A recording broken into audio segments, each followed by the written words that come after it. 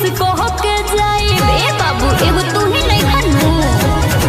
सटा पर आइल बनी नाच के दिखाइबो सारा परतियन के खुश कह के जाई बाकी फिर में तोरा न पोरब रे अरे पोरब रे बुझला ए बाबू सुना तोरा लहंगा के महंगा सामान तोरा लहंगा के महंगा सामान हम करब रे ना हुई तोरा लहंगा के महंगा सामान वन हम करब रे अरे जा जा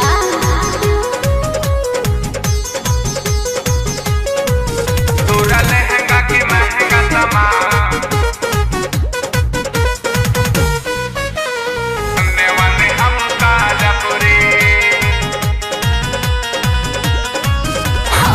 बड़ा बिगड़ता तू लागेल चाल से बुझन चालू बाबू ओइनी बंगाल से ए बाबू अरे बंगाल के हई हो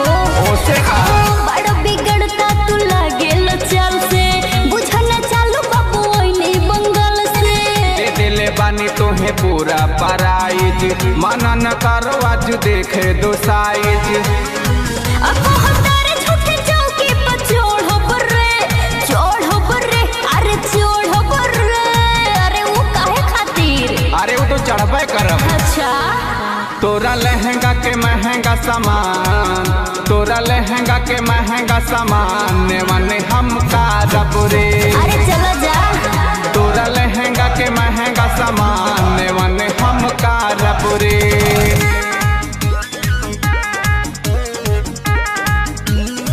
तोरा लहंगा के महंगा सामान वन हम करब रे बाकी विजय जनी बोनो दीवाना फेंको तो रहे जइबो हमरा पर्दाना अरे तहर दाल लागली हमरा लगे वो काहे बाकी विजय जनी बोनो दीवाना फेंको तो रहे जइबो हमरा पर्दाना गोरी रंजितवा मरद हउए खाटी बची न पैबू तू आजू के राती आ फेरू नजरी में तोरा न गोड़ बर्रे हाय गोड़ बर्रे अरे अब ना गोड़ मेरे जो अरे तू तो काट जैसन गरा तारो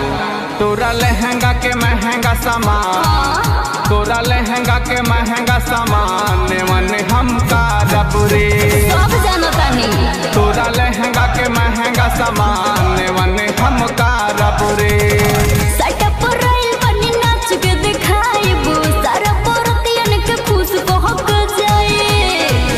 बाकी फिर में तोरा न पोरब रे अरे पोरब रे बुझला ए बाबू सुना का तोरा लहंगा के महंगा सामान तोरा लहंगा के महंगा सामान वन हम करब रे